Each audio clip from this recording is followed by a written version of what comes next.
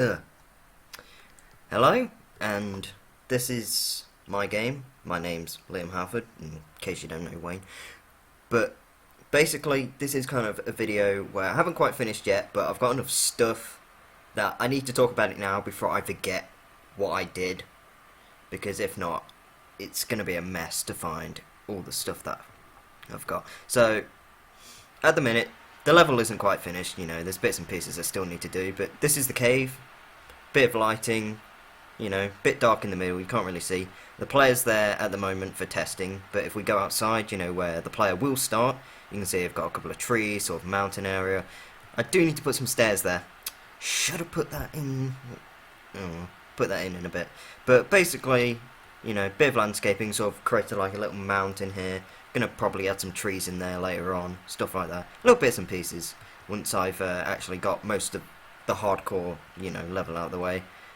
But as you can see, probably need to add some stuff here. I'm probably gonna add in a house or something, maybe a waterfall or something once I get around to it. But so let's get into some of the coding that I've actually done, because that's the bit you want to see, and I can tell you're all happy. Yay, coding, yay. So basically, right here is a simple door. So when it's loaded in, it's just a solid object. It won't move, it won't do anything. So to make it move, what I've done is, this is a box trigger, if I'm correct. If I can click it. Yeah, trigger volume. That's it, not box trigger. Trigger volume.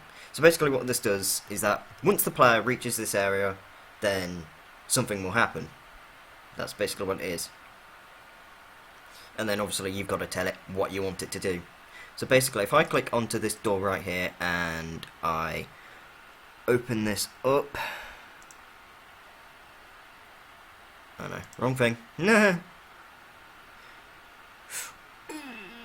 please don't. So, what you want to do, in all reality, is you've got these manatee actors. So if I go into manatee actor 1, you can see that I've got a movement track here. And basically what this does is, I recorded the door swinging open. So basically I just rotated the door outwards so that it would, when the player reaches that thing, the door swings open outwards. And basically, so that it can use the thing, if I go into the level blueprints, you can see here that I've got so when the actor overlaps the trigger volume, it will play Manatee Actor 1 and Manatee Actor 2. That's for each of the doors. Each one has to have a separate Manatee Actor. Why it has to do that? Because that's how life is. And then basically, I've also got reverse, so that once the player's outside of the box, then the doors will close. So, that's the theory behind it. You probably want to check that it works, and I'll happily oblige that. As you can see at the minute, this is my character, and I have to apologise for the blurriness. I don't know why it's blurry. It just wants to be. So, if we walk over here, you'll see that the miraculous door will... Miracles! And if I walk on through, and then they should close behind me once I get outside the trigger box. There you go. And then look, I can go back out. Yay! So that's the code for that. Now you're probably wondering what this guy is. He's one of the imported assets that I've got. I'm probably going to change it at some point, but I just wanted to check whether I could actually do my own skeleton. So if I find... So, player, where you at? So, as you can see, the skeleton mesh at the minute is for the warrior. I could change that if I wanted to, but I wouldn't, and it's got a texture too, which came with the package, which is great, because if not, he did not look good without without texture to him. But basically, what to do to get this in is that I've downloaded this thing so that it gets assets from it. And as you can see just here, this is the asset that the thing will use on its own, just the mannequin skeleton when you first bring it in.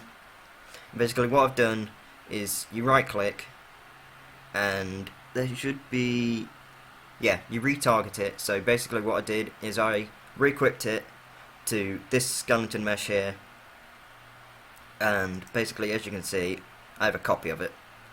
So that's so that it, so that it looks like it's holding a gun alongside, as well as all the movement things, so that its legs moves and stuff like that. So if I'll show you. Yeah, I think this is it.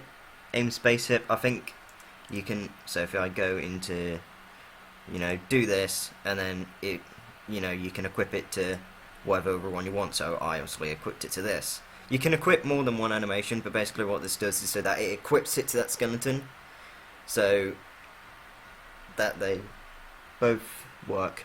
By the way, whilst I'm recording this, I'm slightly paranoid of the door going off, because a table's meant to arrive at some point today, and it best not do it whilst I'm doing this recording.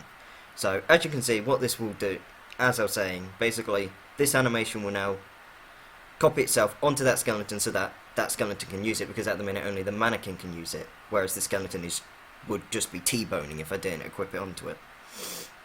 So you just equip it on, and life will then make it so that it looks like it's holding a gun. Of course, he doesn't have a gun, because I don't have a gun at the minute, but at least it looks like he's holding one. That's something. But yeah, so that's most of the stuff that I've done at the minute. But the thing you're probably wondering about is how I did the cave. I suppose I should explain that.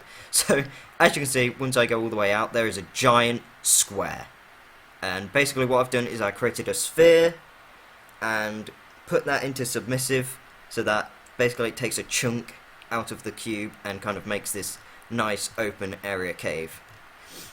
It looks nice. I like it. Now, one of the things that I discovered whilst I was testing this was that I've had to add in a floor just here.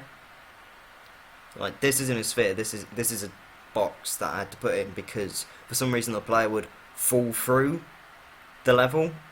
But by adding in this floor, it makes it so that he's actually got something to step on. Because I think that was happening was that because it's a sphere and it's made up of tiny little triangles, I think his leg was getting caught in some of them. So because his leg went through, the whole player went through, and the game was just like, well, I have no idea what to do. I'll just give you a blank screen. You like blank screens, right? I'm like, no, I don't. So basically, that's most of the stuff that I've done at the minute. All this landscaping was just done in the in this tool here.